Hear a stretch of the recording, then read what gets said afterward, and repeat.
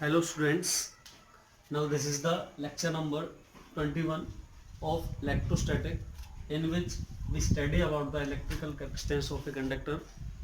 First of all, what is the electrical capacitance? कोई भी conductor की वो एबिलिटी जिसमें वो ज़्यादा से ज़्यादा चार्ज को स्टोर कर सकता हो अपने अंदर, that is called the electrical capacitance. क्या लिखेंगे? The electrical capacitance of a conductor is the ability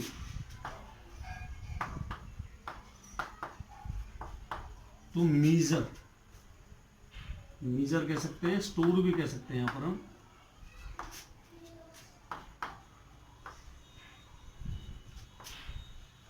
charge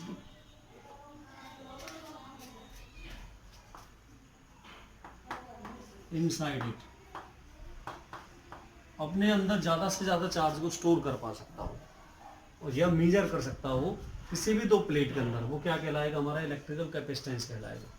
देखिए, वी नो दैट, हम जानते हैं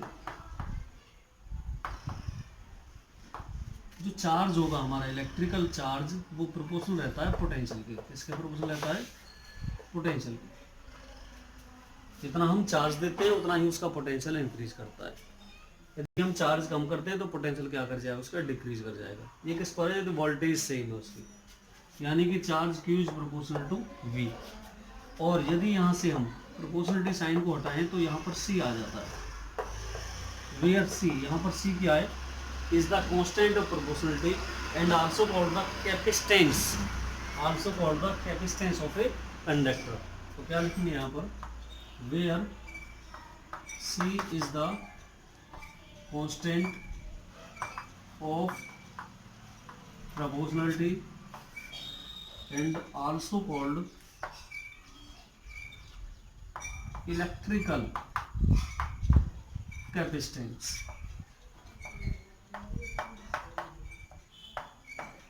of a conductor.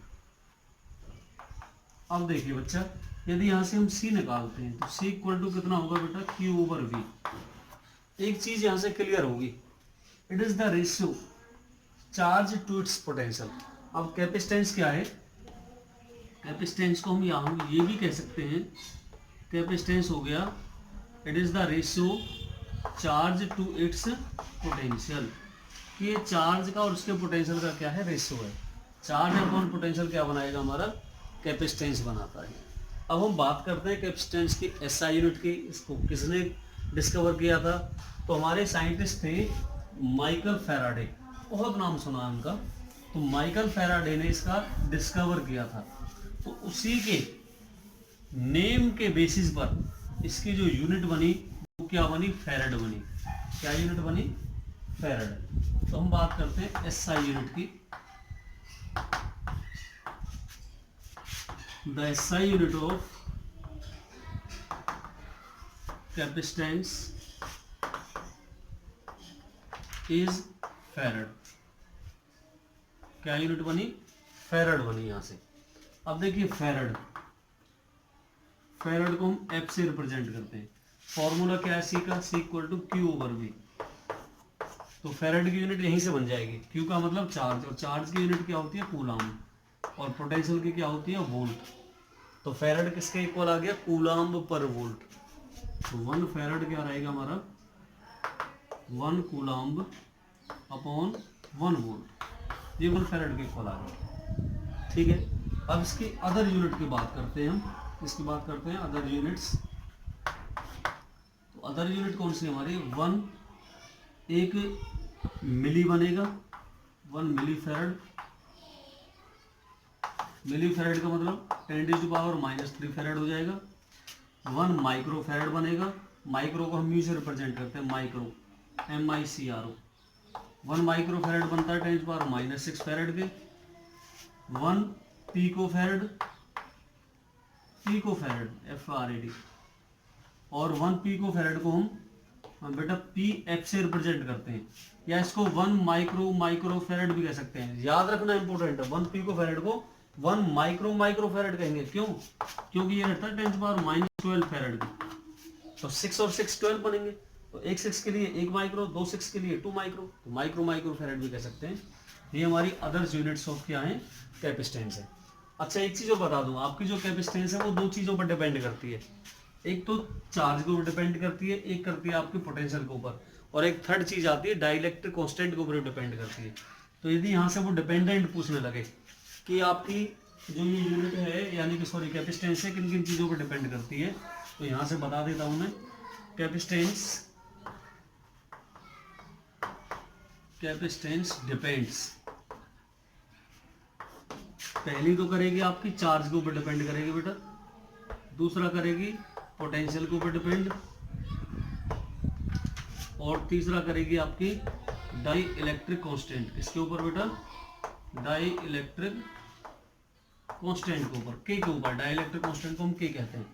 तो इन तीन चीजों पर हमारी कैपेसिटेंस क्या करती है, डिपेंड करती है, इंपॉर्टेंट है। अब हम बात करते हैं इसके डायमेंशन की, तो इसका डायमेंशन क्या बनेगा, यूनिट और वो तो हमने कर ली, अब बात करते हैं इसके डायमेंशन की। The dimension of C, capacitance को हम सी से रिप्रेजेंट करते हैं, तो सी का डायमेंशन आप जानते हो, C equal to Q over V, Q charge का यूनिट होता है कूलाम, और पोटेंशियल की यूनिट होती है हमारी जूल पर कूलाम। अब कूलाम ऊपर जाएगा तो कूलाम स्क्वायर हो जाएगा ये यहाँ से, तो ये capacitance equal to coulomb into coulomb, coulomb square, यहाँ ध्यान रखना ये हमारी कैपेसिटेंस है, दिस इज द कैपेसिटेंस, और ये हमारा क्या है, चार्ज कूलाम अपॉन क्या है, जूल। कूलाम का मतलब एम्पेयर इंटू में टी, यानी कि Q equal to I T, ये डायमेंशन बता रहा हूँ मैं आपको, फॉर्मूला क्या है, चार्ज होता है करंट इंटू में टाइम, करंट का डायमेंशन एम्पेयर, टाइम का डायमेंशन टी सेकंड, तो यहाँ 80 लिख दिया, स्क्वायर है इसका बेटा, तो यहाँ स्क्वायर हो जाएगा अपॉन जूल, जूल की यूनिट होती है न्यूटन मीटर, क्या होती है, न्यूटन मीटर। अब मैं आगे ही लिखूंगा इसे, तो इसका बनेगा हमारा एम्पियर इंटू में टाइम का स्क्वायर। अब यहाँ न्यूटन का जो डायमेंशन रहेगा फोर्स का m1 L1 T-2, और इंटू में मीटर का L स्क्वायर हो जाएगा। आगे देखिए बेटा इसे, देखिए m को हम ऊपर लेके जाएंगे -1, L की 2 पावर यहाँ है और 1 पावर यहाँ है, तो L की कितनी हो, 1 मिनट, मीटर है ना, 2 नहीं रहेगी, सिंगल पावर रहेगी इसकी L की 1 पावर यहाँ, 1 यहाँ है, 2 होगी, ऊपर जाएगी तो L की -2 हो जाएगी, T पर आ जाएगी, T की 2 पावर यहाँ नेगेटिव, ऊपर जाएगी पॉजिटिव, T की 2 पावर यहाँ पॉजिटिव है, तो T की 4 हो जाएगी। अब A की पावर कितनी बचेगी हमारी बेटा, 2 बचेगी ऊपर। तो ये हमारा डायमेंशन किसका हो गया, कैपेसिटेंस का। बार बार देखिएगा, इसे प्रैक्टिस में लाइएगा। ये इसके डिपेंडेंसी है, ये इसका फॉर्मूला, यूनिट्स बता दी मैंने, बहुत इंपॉर्टेंट टॉपिक है। नेक्स्ट टॉपिक जरूर देखिएगा, वीडियो को कभी स्क्रिप्ट करके नहीं देखिएगा, कम से कम 2 बार देखें अपने कंसेप्ट।